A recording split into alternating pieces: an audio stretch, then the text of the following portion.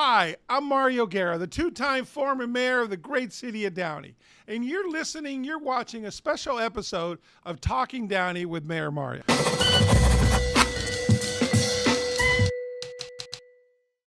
Today, we have a special guest with us. We have our incumbent councilwoman from District 3, Dorothy Pemberton. They're with us. And we're going to talk a little bit about the campaign, what she's doing, why Downey residents should re-elect her, and what she's done in her first year in office. So welcome, Councilwoman Pemberton. Thank you for inviting me. It's a pleasure to be here. Well, we're so glad. This episode, this shows what we've been doing is letting the Downey voters know who their representatives are. Number one, it's been your opponent has been offered a chance to come and state his views. We're doing the same thing with the District 5 race on there with Mayor Mario Trujillo. But so tell us about your first year. You know, you came in as a special election and you won, and you've been doing a lot of things this year. So tell us about your first year in office. Well, I knew there would be a lot to do in my district, and I felt I could allocate, good time and proper time to meet the residents, to do the work. I didn't realize how busy you can be. A councilman can make this a full-time job, but I do have a full-time job, so I have to balance each one. I've really enjoyed meeting residents, more importantly, getting solutions. There are certain problems that we can fix right away. Some are long-term problems, but I've been out there, boots on the ground, getting things that they can see visually, keeping the city clean or fixing problems with neighbors or noise. And I've accomplished a lot of things we can go into later, but I really also enjoy going to other council meetings in the sense of seminars, meeting other council members, learning about their problems in their cities, resolutions, gaining knowledge that way. It's very interesting. Yeah. So in this first year, it's been a whirlwind. I've allocated time. I want to make it the best year ever and make sure I can continue on for 4 more years to get things done. Oh, that's great. That's great. I follow you on social media, and you're out there working hard for the residents of Downey. That's the one thing that you can try to prepare. And you and I talked last year before you were elected. You've got a good heart and you work hard, but until you're in office, you don't know the demands of it, the calls, or like you said, in meeting with other cities. There's a whole world out there of elected officials that, sometimes politicians don't have a good handle, and some politicians don't have a good reputation. But there's a lot to take in, and you did it in a quick 1-year basis on there. What were your biggest challenges when you came into office? Well, I had a district for the past 3 years under the former councilwoman that they felt was neglected. Things weren't being done. I had a lot of cleanup. I had challenges with policing and homelessness and speeding, crime, a lot of other things that most districts recognize. But just to meet the person, people didn't feel that they could contact their councilwoman or council person. And so I'm accessible. I answer my phones. Oh, is that really you? I respond to every email. And you may have seen some comments in the newspaper. But that's my job. I am the voice of the district and my people, and I want to be accessible. Yeah. And by the way, the city of Downey, this really high-paying job, which I'm being sarcastic. I always told people, I love being on the council and I love being mayor, but you get no pay, you get no pension, you get a really cool parking spot at City Hall. That's what I said. That was yes. Unless you're there at 3:30 when Downey High lets out, then you have no chance of. So tell us about what are let's go with the negatives, if you will. What are the challenges that you think our city faces now in the next 4 years? In the next 4 years, we have a challenge, of course, with the state, RENA, the housing component. They want us to build 6,000 new homes, new doors by 2035? That's a challenge. Where are we going to put it? The city has identified sites. Builders are coming in. We have a project coming in already that was approved, but will begin. Homeless, transients, people want to feel safe. They're challenged right now by some of the people that are with mental issues, substance abuse, and we have hired a contract with Kingdom Causes, right. And they will go out. They will go out Monday through Friday to reach these individuals, to give them homeless options, housing, vouchers, and that's what people want to see, residents reaching out, because our police are really, their hands are tied. There's not much they can do. We have a MET team, mental evaluation team, that our police has, as you know. But again, unless they say yes, was it 11 times before they say yes? That was something like that. Yeah, So- absolutely.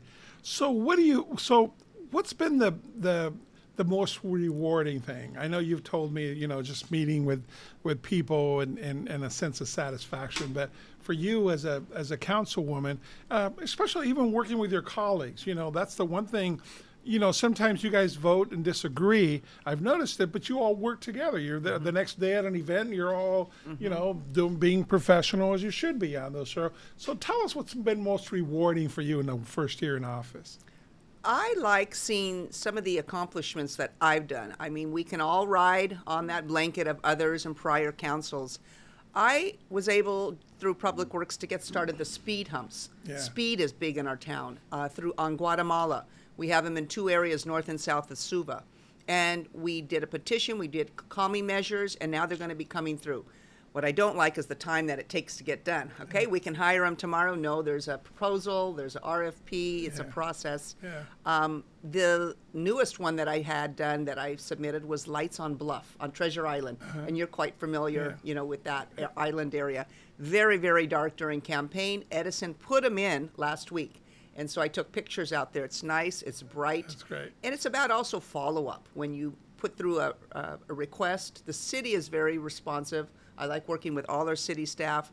Our city manager, Roger Bradley, is excellent, works well with us. Good city attorney, Mr. Funk. I have accomplishments in the way of requests from residents when they call you back, Dorothy, this was done. It may be small, it seems insignificant to others. It's very important to the resident. And that's what they want to see done. You have a problem, it's big to you. And I can get that done, and I know resources to go. Recently, I've done some things for the veterans that our residents brought to my attention. Downey is now a Purple Heart Medal city, and it recognizes those veterans with the Purple Heart. Well, we'll do that next year as well. We had a small ceremony this year. Next year's the 250th anniversary of the United States Army. Oh, So we beautiful. got to do a big thing next year. Okay. And just in this last meeting, it was brought to my attention by 2 veterans in our town about the Vietnam Veterans Memorial Wall. And I went to Pico Rivera last year. I'm sure you've seen it. You've seen the original, right? Yeah.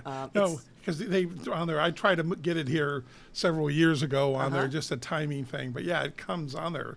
And I saw that you had requested the city to take a look at trying to bring it here. Yeah, the one that they had in Pico Rivera last year that I saw, or actually this year rather, Antelope Valley, they're retiring it. But there were 2 other options, and at the last council meeting on Tuesday, we moved forward to put an application in with one of them to bring great. it. That's And then great. have it at one of our parks. Our youth need to know about that. They don't, right? Yeah, absolutely. So, so you were on the original. A lot of things are coming up, and I'm not going to ask you about Measure D coming up, but you were on the original Measure S oversight committee. That was the Measure S oversight committee. You and I served together on that from the very first meeting. So now that you've seen it years later, with the 4 new fire stations, our new library, every park got done on there. What are your thoughts? Do you think that it was successful and that the city spent the money wisely? Is I guess what I'm asking. What are your thoughts on Measure S and how it finished out? I just recently went through my Measure S file and reviewing the meetings. There's so much going on. And when it started, I was part of the team like you were. We had experienced people, former Mayor Dave Gaffin. We were able to see and watch the runs, any cost overruns and reasonings why. We visited the parks. I see now, all the improvements. It was a benefit to the community, and the community really sees that. Yes, there were some overruns, like for example, remember the theater? We went in an elevator, and then we had to have fire suppression system in there, and that was an overrun that was expensive. But everything was made, and the library is beautiful and built according to what it was there. Right. We had to make some adjustments. I mean, it was a wish list of many things that were put on there. But according to what we were able to do, they got done. They were accomplished. Well, and including, I mean, those are all great community benefits too. But we wanted to do for public safety, and we had 28 public safety personnel that were hired because of Measure S over the first couple years. So I think I just wanted to make sure that what your thoughts, because my thoughts are, it seems the city spent the money wisely on behalf of the community. And you now go to any one of our parks and you see what they've done. And can you imagine if we didn't have that? Deterioration and everything else on there, that it's just amazing. I'm real proud of the work, and like I said, you and I and others on there got to see the beginning, the culmination, and how they spent the money. Right. I know there was a recession. Some officers were down officers, but then we brought in the 10 officers and the Bearcat and upgrading their system. And even right now, we have new fleet of cars coming in, Right. and they're just going to be fitted right now with all the state-of-the-art Right. mobility Right. technology in the cars. Right. So Right. we need to keep them strong and get what they need and updating all the equipment. You mentioned something, because I think that's the frustrating part about any new council person coming in, and I shared it, and I know everybody else on there. So tell us what the most frustrating part when you come in, and it seemed part of it is like, what do you mean we got to take all this time? What do you mean it takes all these things to do it? Because we have to do it the right way. But what was your biggest surprise, your big aha moment? You get into office and now it's like, really? Any of those thoughts when you first got in? I'm also hearing, I know a lot of people sometimes express their opinion, what they think they know, but sometimes it's a total untruth. Yeah. And then when you do know, I just listened to some of the comments and I'm thinking, no, that's not really it, because I do have the facts and I Yeah. have paperwork. It's the time. It's sometimes the time to get things done. Like I wanted to have more bus shelters for our people taking public transportation. I see they were out in the hot and the heat and the kids. And we found a grant. I said, okay, that's great. When are they going to be built? Well, in 2025. Yeah. I'm like, no. It was supposed to be this summer. Yeah. But, it just takes so much time. It does. And you just have to wait and really plan for that. It does on there. And sometimes I remember my last year in office, I was running for the state Senate. So I didn't take my eye off the ball because I was still I worked every day at City Hall. But there's things that I ran out of time on. And then once you leave, it's like, okay, it's not the priority anymore for some people, right? So That's right. it just That's didn't right. get done. So I kind of kick myself sometimes. It's like, you only get this opportunity out there. But like you said, you go to your district and you see things that that wouldn't have happened and you didn't get done. I look at certain things that are just kind of cool. And our old city manager told me that once, as you drive around years later, I look at the street signs. It's like, hey, we had something to do with that, kind of stuff. So That's it's kind right. of cool. You see that. And even being on different committees, Park Yeah. and Rec or Yeah. Public Works. And now the monuments that you have on Yeah. those buildings where you can leave a legacy. If my daughter comes into town, hey, we're at the park. This is me. That's you, Mom. Yeah, It's yeah. a nice legacy for people. But I always like to look at things like that. Do I know that person when I go to Yeah. one of our buildings? So. Dorothy, that's the one thing is you came in here with a record of service, 30 years of service in so many different groups, including you chaired the YMCA, which now we're building this beautiful new YMCA, which our community deserves. You and I served on that YMCA board, but you chaired it. When our pool broke down and we needed a new pool, right? I know, Yeah, all it's these hard. different things on there. But Dorothy, I think that's what makes a difference with you as an elected official here, that you know the problems and the issues from a resident standpoint and from a volunteer standpoint, so many different groups on there. And I think sometimes, folks, that's a challenge for somebody that if you haven't heard of them volunteering before in a different group, take a look at that as an elected official. Tell us, what's been your favorite, throughout the years? You've done a lot of volunteers. I know you, every time I go down to Independence Park, I know you had a big hand in building the snack shack and the new restrooms over there for Ponytail, from the Y, the Seroptimus, and all these different things on there. Some of these groups are just the foundation of our community and stuff like that. So tell us about your experience in service to Downey even before you got elected. Well, even a lot of times many people get involved because of their children, Yeah. right, in sports Right. groups or PTA. It's like asking which child is your favorite. Yeah. Every organization held a unique blend for me. Yeah. Children's Hospital Los Angeles, here in town, we had a group volunteering for money, right. meeting the people, but knowing that you're helping all these different causes. The Seroptimist, the YMCA, I really enjoyed because it helps so many people, seniors, youth, young kids swimming. I'm so glad to see that it's going to be coming back and be very bright, vibrant. Yeah. I really enjoy meeting people, getting things done and doing it for nothing but the organization. Yeah. You know, no Yeah. ulterior motive. Yeah. Yeah. And it was time to get rid of, after 20 years with Downey Ponytail, I didn't have children. It's time to move on. There's no need for me to stay there. And, you know, some people choose to do that, but pass on the torch, I say. Same thing with PTA. Yeah. Being in the food pantry, for the Helps Food Pantry, or the president, I don't need to stay there another 10 years because it should be for someone else Right, and right. giving. So now this is an area where my kids are grown. If somebody in politics has young kids, you know, they're Yeah. missing out on their children because it takes so much time. Yeah, My girls are absolutely. grown and successful, so I have the time now to give, and that's why I give so much that I do. I stay at City Hall late at night. I hear the police coming out 9 at night. Even the cleaning crew the other day, I know I'm on a first name basis. Good night, Dorothy. Do you want the lights on? Yeah. I just stay there because I take this seriously. Yeah, You know, good, it's my good. city, it's your city, and I want to do a good job. Well, that's all. As a resident, that's all we can ask for. So, so Dorothy, this is an opportunity to say to your voters, to say to Downey residents, any final thoughts? Why should they vote to reelect you? You know, what are your thoughts? And here's a great opportunity. I'll leave it open for you. Well, I kind of made a little bit of notes here because there's so much in my mind. You know, everybody comes to Downey because they do love what Downey is, like old Downey. Yes, we're a new Downey and we're building and we're going forward, but there's something about our hometown vision that they like. The big sprawling houses, the clean areas, our great schools, DUSD schools, the property appreciation. We have our own police and fire, which I always want to keep. There's so many values that bring people to Downey, so we need to keep that core there. And I also like to keep more of the historic component. I like antiques. And I'd like to work with the Historical Society to put a brochure together. We're working on that. Like if you have at a hotel, you go to Monterey or some city, what's there to do in Downey? You know, we don't have that, or maybe we did. So I'm working with them behind the scenes to put some of our classic pictures and things of that nature, to keep the quality of life high in our city, and just to have residents want to come, work, and play. Bring in jobs that are good-paying jobs. That's what residents have said. You know, we live here, but we'd like to work here too rather than travel. Density is a problem. It's traffic. But I tried to get us off Waze, and they said that can't be done, huh?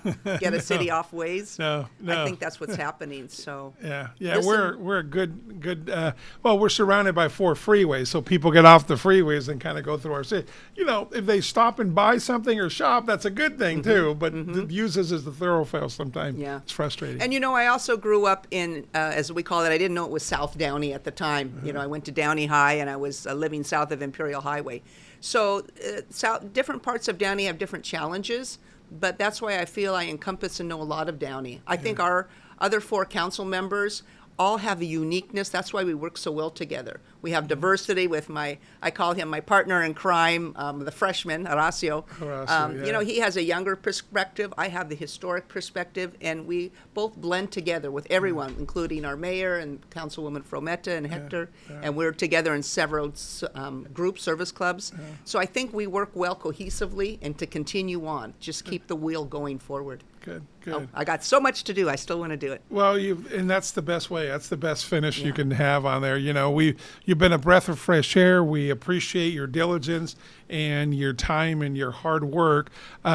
Folks, being a council person has its rewards, but the challenges are, you know, as she mentioned, it's a full-time job, which you don't get paid for, but you need a real job to pay the bills. So I know you're a full-time realtor and you work hard at that and you're great for your clients, but it's hard to distinguish sometimes because you want to do the job right. You can only have so many years to do it on there. So anyways, want to thank you for the job you're doing. Thank you for coming on board and talking to our residents. We wish you the best of luck, and I look forward to helping you in any way you like for the next 4 years. Wonderful. So, thank you. Call me anytime. Absolutely. And folks, if you have any questions or you want to find a way to get to Councilwoman Pemberton, feel free to call me. My cell number is 562-706-4114. 562-706-4114. Thank you to our sponsor, Financial Partners Credit Union. They make this podcast go. Been around the community for 80 years. They're 90,000 members, make it a possibility for you to watch this. It's important to do your homework. It's important to look at the ballot proposition. It's important to know who your elected officials are, especially locally. This makes or breaks us, you and me, from our quality of life every day. Yes, this is a presidential year.